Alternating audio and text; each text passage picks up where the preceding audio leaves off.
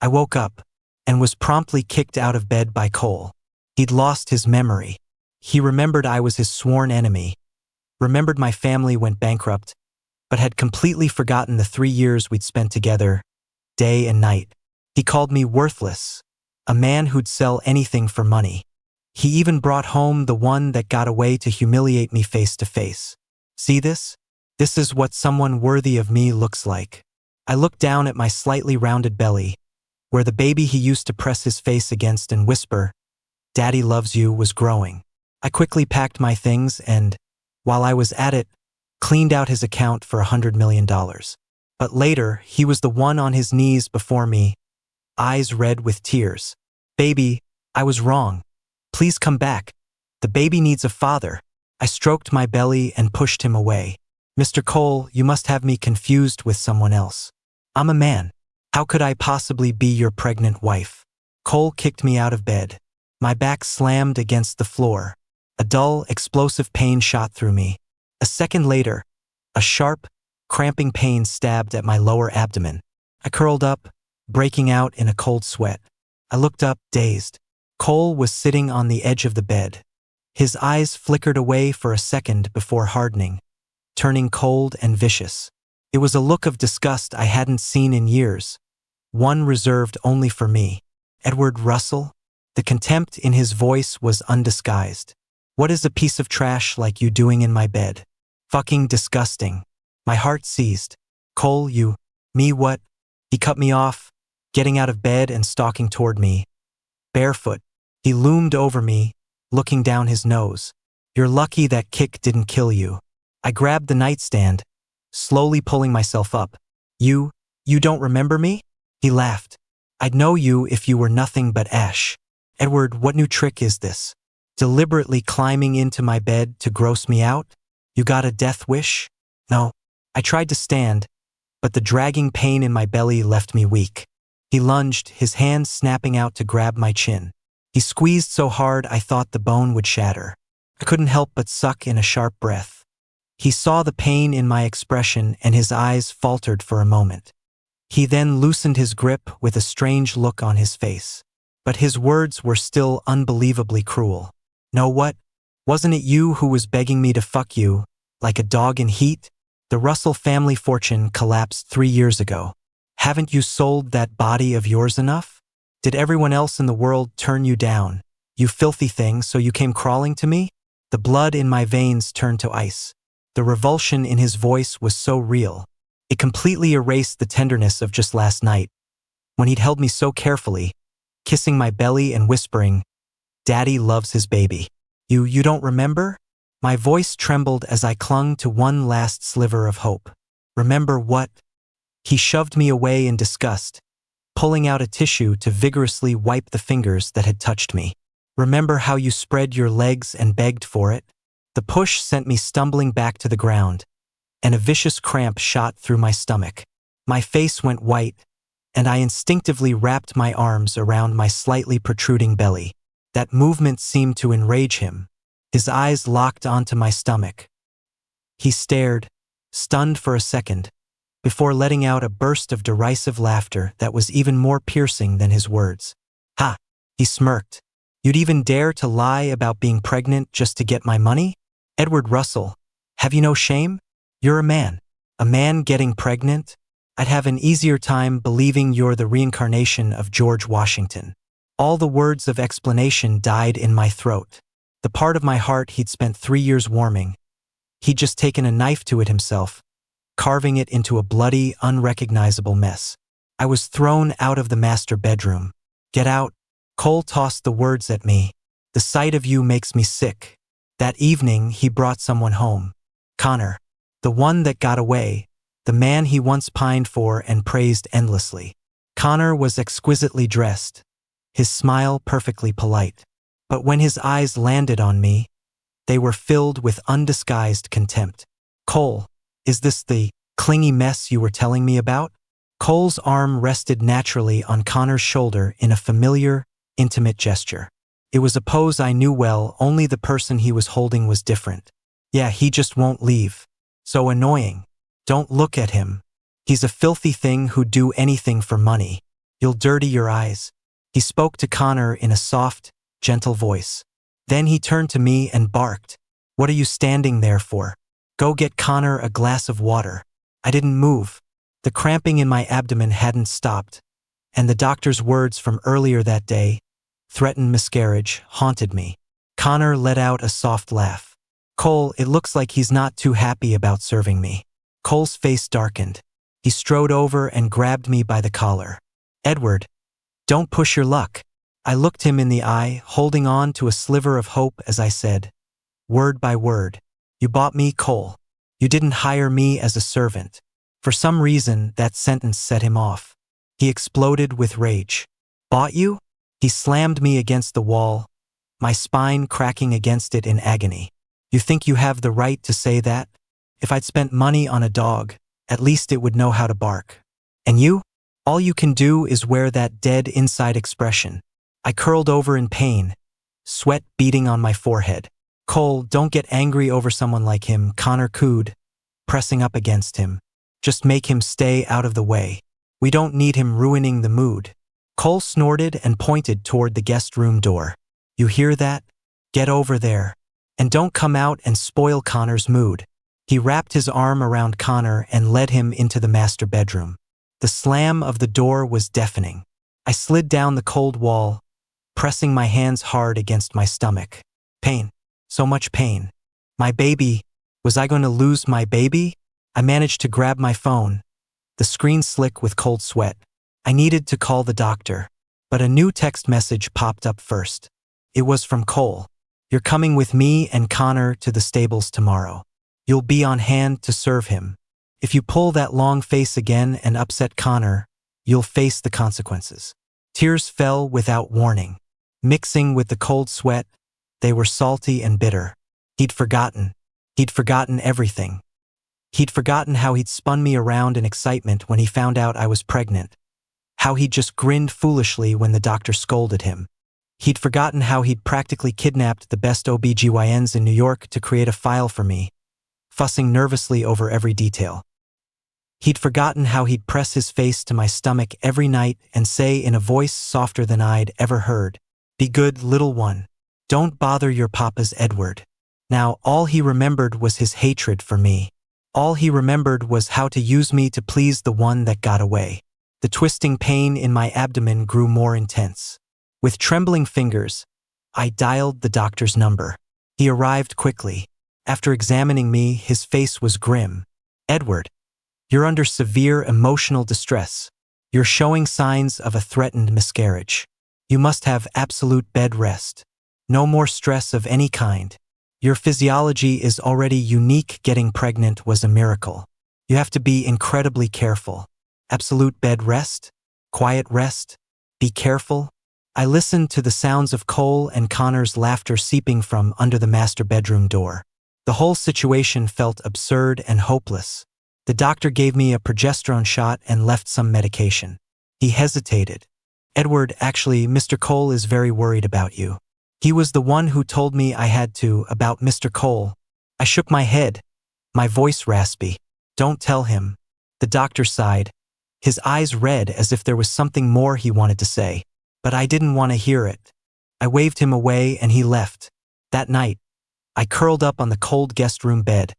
The pain so intense I drifted in and out of consciousness. No one knew. The next day, my face was ghost white and my legs felt weak. But Cole forced me to go to the stables with them. What's with the act? He grabbed my arm impatiently, practically dragging me along. "Connor's been waiting for you to serve him for half an hour." Connor sat high on a magnificent horse, his smile gentle, but his words were poison. "Cole, can he lead my horse for me? It's not like he has anything else to do." Without a moment's hesitation, Cole thrust the reins into my hand. "Hold on tight. If anything happens to Connor, I'll kill you." The horse snorted impatiently and shifted. The reins went taut. Already weak, I was pulled off balance and fell hard, landing on my knees. A tearing pain ripped through my abdomen, sweeping over me in a wave. My vision went black. I bit down hard, swallowing the cry of pain that rose in my throat. The taste of blood filled my mouth. I looked up. Cole was standing protectively beside Connor's horse, looking up at him and laughing as they talked. The sun shone down on him, painting a picture of deep affection. Once upon a time, he used to protect me just like that. The death of a heart. Turns out it can happen in an instant. If I stayed, he would wear me and my child down until there was nothing left. I had to leave. I had to get out. A cold, clear plan began to form in the midst of my agony. I let go of the reins and turned and walked away. I ignored Cole's furious roar from behind me. Edward Russell, you dare walk away from me? If you leave, don't you ever come back. We'll see who wants you, you used broken piece of trash. I didn't look back. The sun was blinding, but I felt cold to the bone. Every step was a tearing pain in my belly, but it was nothing compared to the emptiness in my heart. Back at the cold villa, I started packing. There wasn't much to pack, really. I owned very few things. Most of it was stuff Cole had bought me, and I didn't want it anymore. My fingers brushed over a few old clothes in the closet, and I paused. Memories flooded back like a broken dam, overwhelming me. 3 years ago, my family's empire had crumbled overnight. My parents couldn't handle the blow and passed away one after the other. They left me with an astronomical amount of debt and countless pairs of bloodshot eyes demanding repayment. I dropped out of college and took on endless jobs. I washed dishes in restaurants during the day and hauled cargo at the docks at night. I was like a dog gasping for air, but the money I earned wasn't even enough to cover the interest. Until that day, when I was serving drinks at an exclusive club downtown. I ran into Cole. He was surrounded by a crowd of rich kids, the crown prince of New York's high society, the center of everyone's universe. I kept my head down, carrying a tray of expensive liquor, just wanting to get past him. But he spotted me instantly. Well, if it isn't little Edward Russell. His tone was flippant, full of undisguised malice. What, is the Russell family so broke you have to sell yourself for smiles now? The group around him burst into laughter. My nails dug into my palms. I stayed silent, trying to walk around him, but he wouldn't let it go. He stuck his foot out and tripped me. Caught off guard, I pitched forward. The tray of drinks crashed to the floor, and glass shards mixed with expensive liquor splattered everywhere. The manager rushed over and started screaming at me, but Cole just smiled, waved a hand, and threw down a wad of cash. It's nothing. Little Edward here is worth more than that. He crouched down, leaning in close, and said in a voice only the two of us could hear, "Beg me, Edward. Beg me, and I'll help you pay off your debt." I snapped my head up and met his bottomless gaze. It was filled with hatred, amusement, and a crazed possessiveness I couldn't comprehend. "In your dreams," I bit out. He smiled, stood up, and looked down at me. "Fine. Got some backbone, I see. Let's see how long that spine of yours stays straight." Life got even harder after that. The debt collectors became more aggressive. They blocked my door, threw paint, and even got physical. I was at the end of my rope. Then he appeared again. He showed up at my lowest point, watching me like it was all a great show. "Come with me." He wasn't smiling this time. His tone was an order that couldn't be refused. "I'll pay the money. I'll clear the debt. The price is you." He grabbed my chin, his grip terrifyingly strong. "Edward Russell, for the rest of your life you belong to me." I had no choice. I was like a fish on a cutting board at his mercy. He brought me back to this villa. He treated me like a trophy, a canary in a gilded cage. He took me by force and imprisoned me by his side. But over these 3 years, he was both cruel and kind to me. His cruelty was reserved for the bedroom, where he'd leave me too sore to get out of bed. But outside of it, he was good to me, practically willing to lay the world at my feet. It made me wonder if he had some kind of split personality disorder. And pathetically, I'd slowly gotten used to it. I even started to have foolish fantasies amid his daily, obsessive possession. I thought maybe being tangled up with him for a lifetime wouldn't be so bad. I'd actually known him since we were kids. You could say we grew up fighting. We competed over everything, fought for everything. Everyone knew we didn't get along, that we'd clash the moment we saw each other. But I had a secret. I'd liked him since we were children. I fought with him over everything because I just wanted him to look at me a little more. And I knew his secret, too. He'd liked me since we were kids. He had a diary, and every page was filled with my name. I also knew that he had taken care of every single person who had brought my family down. His methods were ruthless, and everyone knew it. He even posted a sticky on his company's official website. Edward Russell is mine. Anyone who messes with him will answer to me. But now, the one messing with me, the one bullying me, was him. The memories stopped abruptly. My heart ached. I cut up all my old clothes, and then I cut up all of his. When that wasn't enough, I threw his clothes into the toilet. Then I packed all the designer watches and expensive luxury goods he'd bought me over the past 3 years into bags. There was too much, it was too heavy. I couldn't carry it all. I called for a courier. When the housekeeper asked, I just said I was getting rid of some old things. She didn't ask any more questions. Because 3 years ago, when Cole first brought me home, he told her that as long as it wasn't dangerous, she was never to stop me from doing anything I wanted. And then there was the card. The black card with $100 million limit that Cole had forced on me, calling it pocket money. He'd whispered in my ear back then, practically begging me, Edward, take it. It'll give you some security, and it'll give me a tangible way to feel like I have you. Please? I'm begging you, you have to take it. At the time, I just thought he was a controlling psycho. Now, it was my only way out. Another cramp shot through my abdomen. The baby, I needed a doctor. Now, I suddenly thought of someone. Dr. Larry Vance. When Cole first locked me up, I had a complete breakdown. I went on a hunger strike and my health plummeted. At the time, I thought he was just getting his revenge on me. I trashed his room. I pried open his locked drawer, and I saw the diary, filled with my name, and I finally understood that he loved me, too. That's when I stopped fighting back.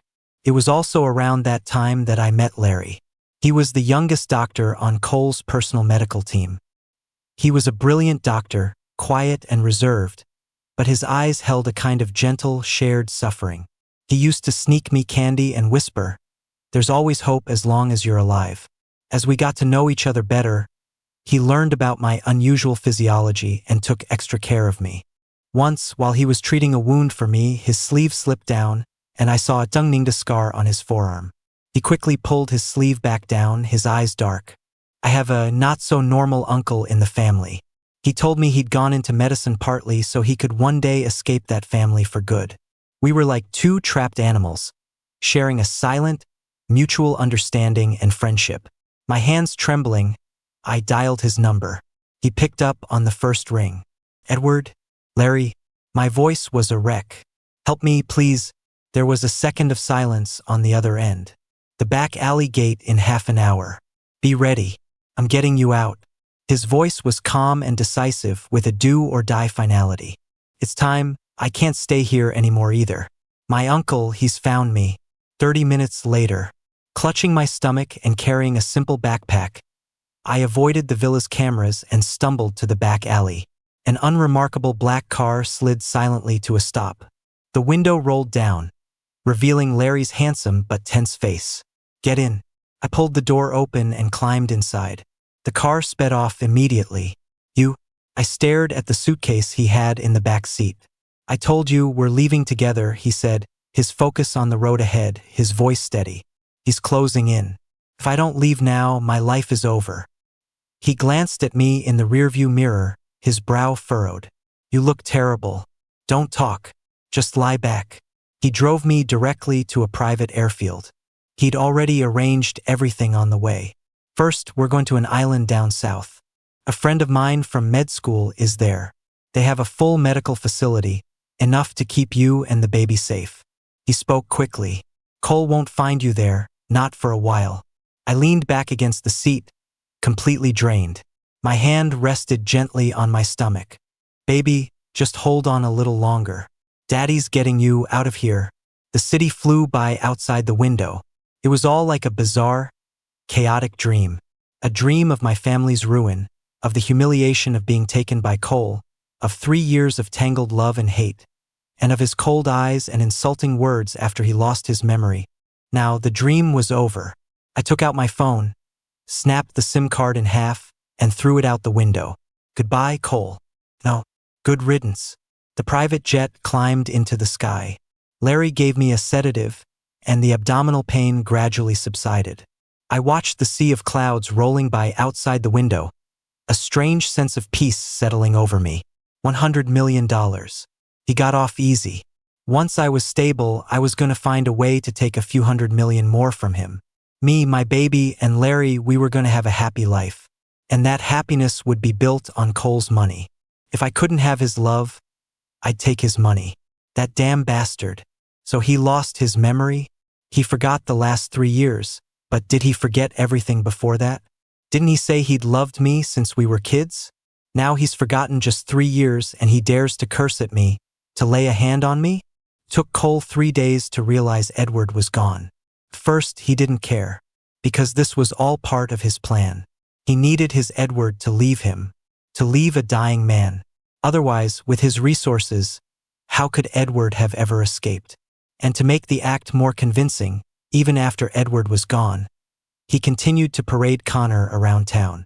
He wanted Edward to give up on him completely. That way, when he died, his Edward wouldn't be sad, right? For the next few days, he was busy entertaining Connor. He took him to all the most exclusive venues, bought him limited edition luxury goods, and basked in the envious stares of those around them and Connor's adoring gaze. But a corner of his heart felt strangely empty, especially when he returned to the villa and saw that empty guest room. On the 4th day, Connor complained with a frown. Cole, that Birkin bag I want has such a long waiting list.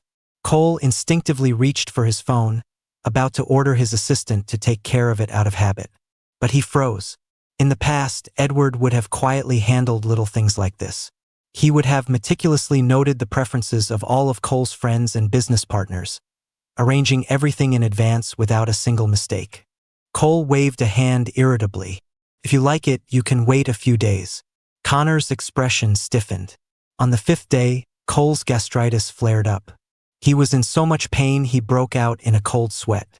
Clutching his stomach, he called out by instinct, "Edward, the medicine." Only an echo answered in the empty house. It was only then that he remembered.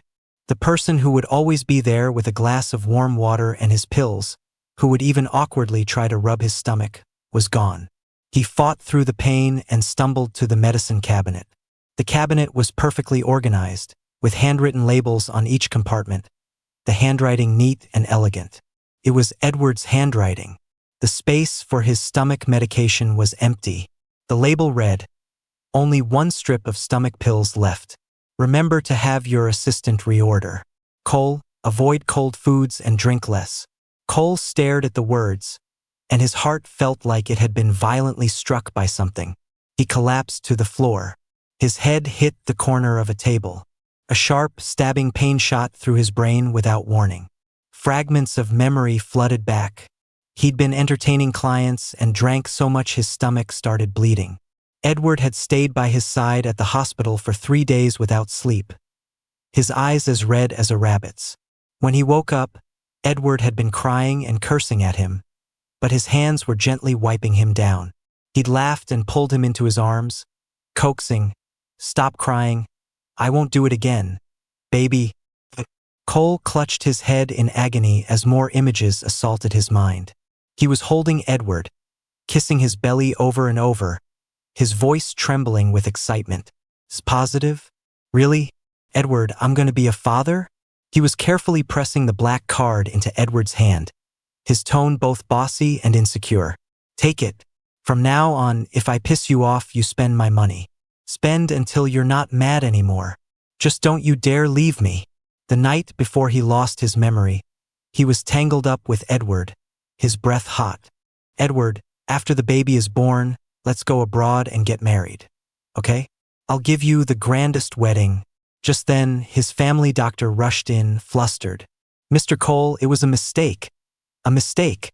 You're not sick, you're not going to die, you..." Cole shot to his feet. He asked, trembling, what the hell was going on. The doctor told him it was just gastritis, not stomach cancer. The initial tests, they were wrong. Cole let out a laugh that was pure, bitter rage. He'd driven away his treasure. And now they were telling him he wasn't going to die? God only knew how much he loved Edward, and yet he had used those venomous words to humiliate him. He suddenly remembered how he'd held Connor, sneering at a pale-faced Edward who was clutching his stomach. He remembered how he had forced the pregnant Edward to wait on someone else, nearly causing him to miscarry. Cole let out a guttural, animalistic roar of pain and slammed his fist into the cold wall. The pain of shattering knuckles was nothing compared to the regret and panic that tore through his heart. How could he have done that to Edward? Edward! Edward! He started searching the villa like a madman. The villa was eerily empty. Cole burst into the guest room and found that the few old clothes he'd once scorned as shabby, the ones Edward had secretly kept, were gone. In the back of the closet, a small, unassuming box had been overturned. Inside were a few old photos of Edward's parents and a crumpled, early ultrasound scan. Cole's hand trembled as he picked it up. His own shaky handwriting was scrawled on it from that day. "My baby, Daddy loves you." His vision went black, and he almost fainted. The family doctor watched from a distance, not daring to approach. The housekeeper and other staff didn't dare get close either. All they could do was watch their boss tear through the villa like a headless chicken, trying to find any trace Edward had left behind. Finally, in his study drawer, he saw the text alerts for the credit card transactions. The last record was from 3 days ago. A massive transfer, $100 million clean, to an unfamiliar overseas account. The timestamp was from the afternoon of the day he'd taken Connor to the stables and forced Edward to lead the horse. The blood in Cole's veins froze. He remembered every word he had said. "If you leave, don't you ever come back. We'll see who wants you, you broken piece of trash. What's with the damsel in distress act? It's disgusting." He had treated Edward like that, pregnant with his child and just having suffered a threatened miscarriage. Cole stormed back into the living room, his eyes bloodshot as he grabbed Connor's arm, his voice a horrifying rasp. At the stables that day, was he not feeling well? Did he look pale? Connor was terrified, stammering, I didn't notice, maybe a little. Get out." Cole shoved him away with so much force that Connor fell to the floor. Connor tried to say something else, but Cole roared, "Get out or I swear I'll kill you." Connor's temper flared. "Cole, what the hell is your problem? You called me back here, I dropped everything I had overseas to come back. And now you're telling me to get lost? What do you take me for? I'm not one of your little flings, I'm not." Cole's hand shot out and wrapped around his throat, his eyes like ice. "Don't think I don't know about your filthy little schemes. You should be grateful you were of some use. Otherwise, someone like you wouldn't have ever gotten close to my baby." In an instant, a group of bodyguards appeared. They grabbed Connor and dragged him out. Connor was screaming curses. "Cole, you're a bastard. You deserve to have no one. If I were Edward, I wouldn't want a ruthless monster like you either. You son of a bitch, you deserve to die old and alone. You better give me my money, or I swear I'll never let you." His words were cut off. One of the bodyguards had taken off his sock and stuffed it in Connor's mouth. These bodyguards had been with Cole for years. They knew the truth about him. Cole had never liked Connor, but people always said Connor was the one who got away. The bodyguards did some digging and found out that Connor himself had started those rumors. Connor was only so brazen because his grandfather had once saved old Mr. Cole's life. But when Connor started causing trouble for Edward and bullying him, Cole had beaten him half to death and thrown him out of the country to fend for himself. They knew why their boss had called him back this time. It was all for a painful, well-intentioned reason. These last few days, when Mr. Cole was being cruel to Edward, they had seen him, night after night, banging his head against the wall in private. Everyone in New York knew who their boss truly loved. Sigh. Love was so complicated. The bodyguards exchanged a look and dragged the sock-gagged Connor away. Inside, Cole collapsed to the floor. He buried his hands in his hair and let out a choked, animalistic sob. $100 million. It was the security and the shackles he had forced on Edward. And Edward had used it to cut all ties. He had used Cole's own humiliating gesture to buy his freedom from their entire relationship. "No, Edward, don't." He was incoherent, a tide of immense fear and regret drowning him. He'd lost him. He had truly lost his Edward and their unborn child. And it was all his own damn fault. Cole found out that Larry's not-so-normal uncle was also looking for him, and with ruthless methods. He quickly contacted him. He had to get Larry away from his baby first. A month, 2 months, nothing, not a word. Cole became a different person. He was volatile, moody, and obsessively dark. He ignored his company completely. He spent all day locked in the guest room where Edward had stayed, clutching the clothes Edward had cut up, trying to sleep by inhaling the faint scent that was almost gone. His gastritis acted up frequently, but he refused to take his medication. It was as if this self-punishment was the only way to lessen the pain in his heart. His family doctor pleaded with him, his voice trembling. "Mr. Cole, if you keep this up, you really will get stomach cancer. And then Mr. Russell really will move on with someone else," and Cole snapped back to reality. That's right. He didn't have cancer now. He wasn't going to die. What was he doing here, half dead? He had to find his baby. And if his baby ignored him, he would. Cole looked like a cornered, dying animal. His eyes were shot with blood. His stubble was dark against his pale skin, and his wrinkled suit hung on his frame. The glamorous crown prince of New York was long gone. He had only one thought: find Edward. Get on his knees and beg him. Beg for his forgiveness. Beg him to come back. Beg him for one more chance. Even if it took the rest of his life, even if he had to grind his bones to dust. The helicopter landed on the edge of the island.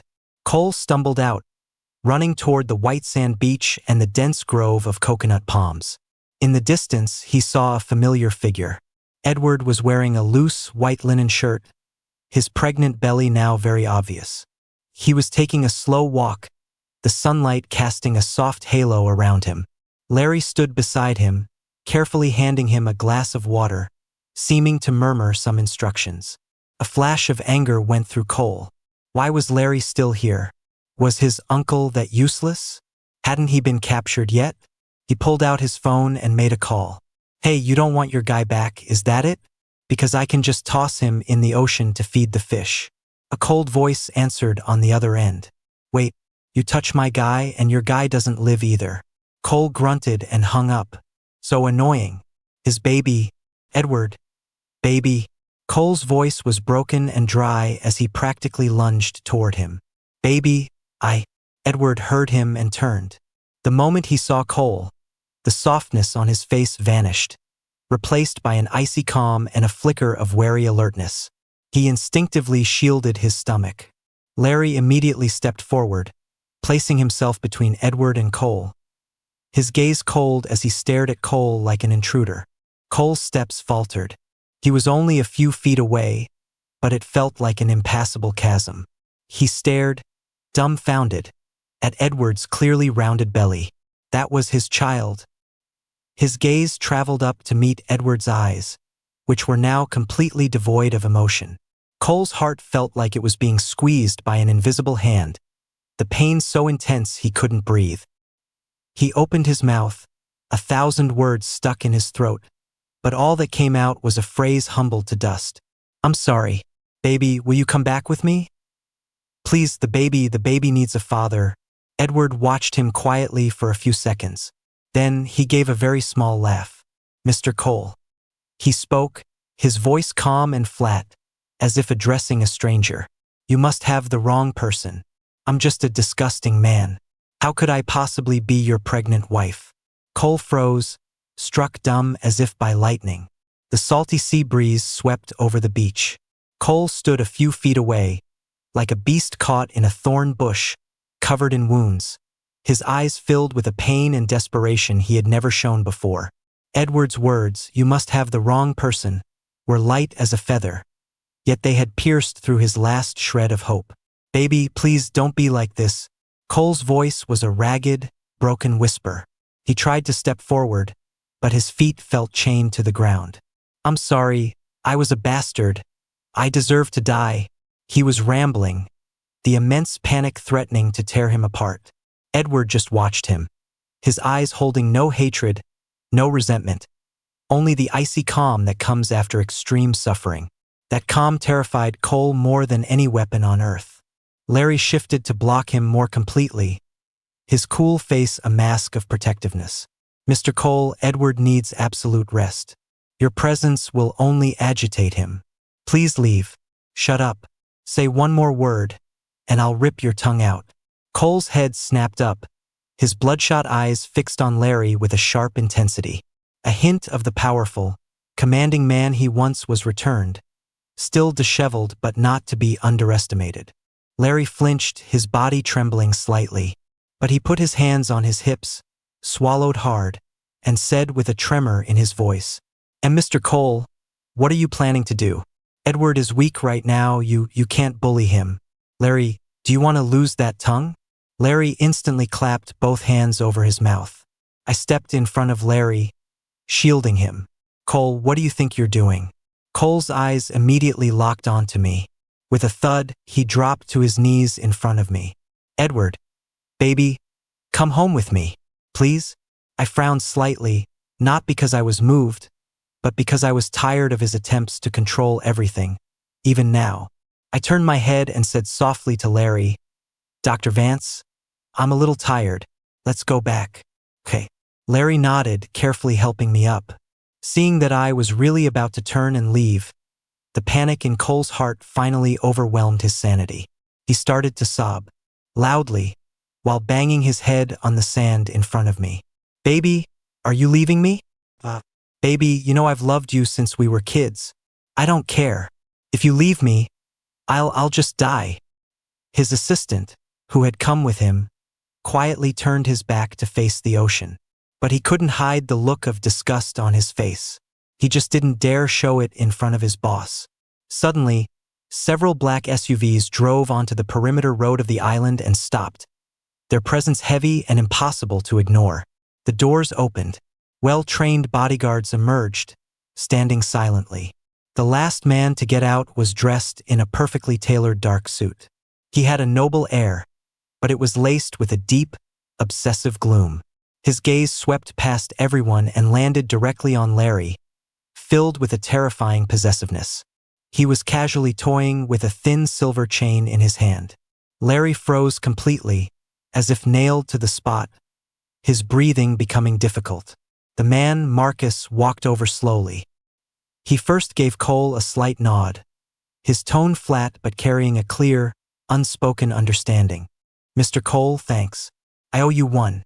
Cole's jaw tightened. He was clearly annoyed. "Get your person and get out. Don't get in the way of me and mine." Only then did Marcus's gaze fall fully on Larry. His voice was low, emotionless. "Larry, you heard him. Don't get in the way. Let's go home." Larry's lips moved, but in the end, he just closed his eyes in despair. He gently pulled his hand away from mine and whispered, "Edward, I'm sorry. You. Take care of yourself.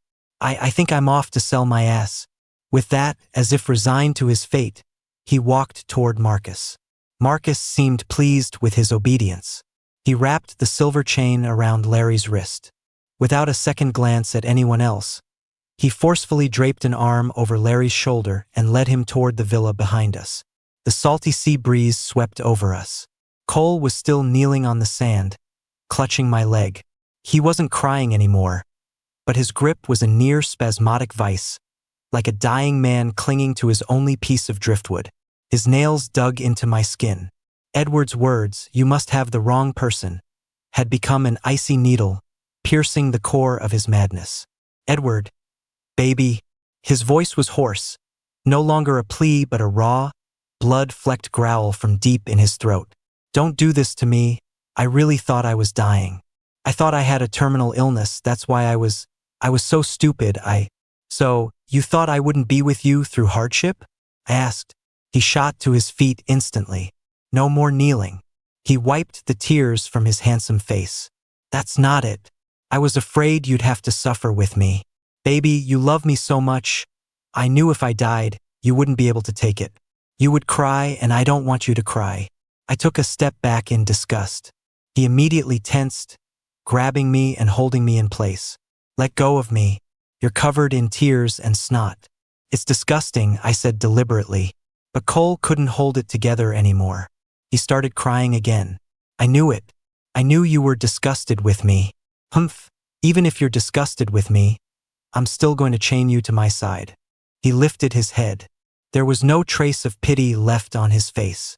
His bloodshot eyes were churning with obsession, destruction, and a terrifying possessiveness so thick it was suffocating. What do you want to see me do? Huh? Should I rip my heart out for you to see? Just say the word. I'll do anything.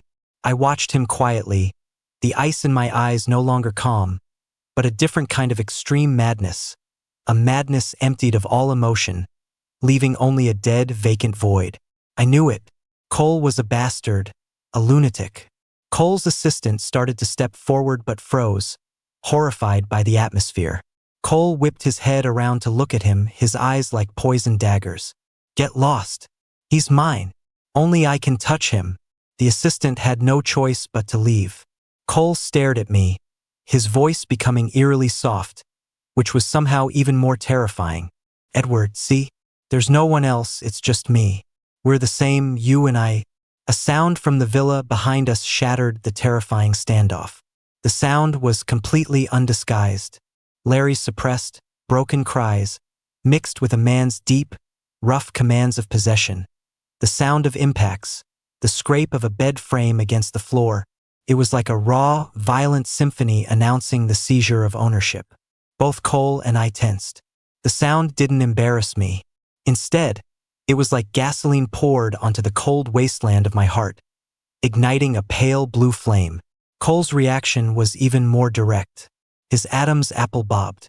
His eyes instantly filled with a deeper darkness and a stimulated, extreme excitement. He pressed himself against my leg, his breathing growing heavy and hot. Do you hear that, Edward? He chuckled, a low, hoarse, and insane sound. Listen, that's how you're supposed to treat a naughty little thing. But I could never bring myself to do that to you. He shot to his feet, not because his legs were numb, but like a beast that had been thoroughly provoked. He yanked me into his arms, crushing me against him with a force that felt like it would grind my bones into his own flesh. But I could never bring myself to let you go either. He bit my ear, his voice a testament to his bone-deep obsession. You want to run? Run with my child? Edward Russell. In your dreams. Even if you die, you'll die in my arms. The embrace was so tight it hurt, but I laughed. My own laughter just as cold and crazed. Cole, besides going insane, what else can you do? I can love you. He roared, his eyes terrifyingly red. Love you my way. You can only be mine. You were before, you are now, and you will be forever. Even if you rot and stink, you'll rot in my family's soil. And your way is to hurt me, humiliate me, and bring someone else in to provoke me when I'm at death's door? I tilted my head back to look at him, my eyes no longer vacant but burning with the same twisted fire as his. Cole, you're pathetic. Yes, I'm pathetic. So love me and I won't be pathetic anymore. He admitted it without hesitation, pressing his forehead against mine, our noses brushing, our breaths mingling like two wild animals licking each other's wounds before a fight. I'm going fucking crazy without you, so you have to stay with me. We'll go crazy together. We'll go to hell together. The sounds from behind us suddenly crescendoed, then just as abruptly fell silent. Only the tireless sobbing of the waves remained. The brief quiet was like a rest note in the music. Cole's frenzy suddenly settled, transforming into a deeper, more obsessive dampness. He gently stroked my belly, his touch terrifyingly tender, but his eyes were like the flicking tongue of a snake. The baby is watching, too, he murmured, like the most vicious of curses, watching his fathers torture each other, to the bitter end. He looked at me again, his eyes holding the lucid clarity of a madman betting everything on one last throw. Edward, we're getting married. Right now. Immediately. This isn't a request. It's a notification. You will give me this title, and I will bind you to me for life. Hate me or love me, I don't care. The name on the tombstone next to yours can only be mine. He pulled out his phone, and without another word, dialed a number. His eyes never left mine as he gave a cold command into the receiver. It's me. Arrange for a pastor to get to my island as fast as possible. I'm getting married tonight. He hung up and continued to stare at me, a sick, satisfied smirk on his lips. See? The simple. You can't escape. I looked at his obsessive, maniacal face, and deep in the cold ruins of my heart, it began to beat violently. A web of hatred and a twisted sense of belonging intertwined. I slowly raised my hand. My cold fingertips touched his face, which was tense with madness. Cole, I said softly, like a snake hissing, you're going to hell. He grabbed my hand and pressed it to his cheek, rubbing against it obsessively. He smiled. That's fine.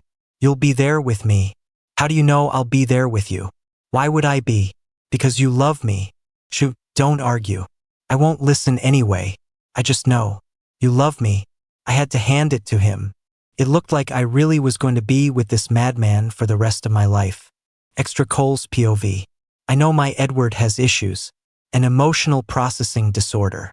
The doctors said people like him lack empathy, that it's hard for them to truly love anyone. It's like they're watching the world through a sheet of glass. Funny thing is, I have issues too. Paranoid personality disorder. My possessiveness is off the charts, so extreme I want to chew him up and swallow him whole. So he'll be mine forever and can never leave. The two of us are a match made in heaven. A pair of lunatics. So when I got that terminal diagnosis, my first thought wasn't fear. It was rage, followed by an all-consuming panic. Late-stage stomach cancer. I didn't have much time left. What about my Edward? My baby? If the crazy one, died, who would take care of him, the other crazy one? Who could handle that cold, heartless demeanor of his, which could still unconsciously drive people mad? He couldn't love me, I knew that. He was just used to my presence, like he was used to air and water. If I died, he might be sad for a little while, and then what? He'd just go on living like a normal person? But even that little while of him being sad was more than I could bear. He was the person I held in the palm of my hand, the one I cherished in my heart. How could he be sad? Just imagining it made me want to jump out of my hospital bed and destroy the entire world. No, couldn't let him watch me die. I couldn't let him bear even a single ounce of the normal grief I might cause. It was better if he hated me. Hate lasts longer than any other emotion. It's sharper. It could protect him, make him forget me, or make him remember me even more vividly. A crazy plan formed in my mind. I had to force him to leave, in the cruelest way possible. The amnesia was fake. I rehearsed that scene countless times, kicking him out of bed, calling him worthless, bringing in that empty shell, Connor. Every hurtful word I said felt like a dull knife scraping my stomach, the pain so bad I could barely stand up straight. But I just laughed, more arrogantly, more viciously. I had to make him believe I had truly forgotten him, that I was disgusted by him. I had to make him hate me, and he believed it. The look in his eyes grew colder and colder, until it became a complete, vacant void I had never seen before. It worked, but my heart was aching so much it felt like it would explode. I doubled down. I brought Connor home, let him humiliate Edward.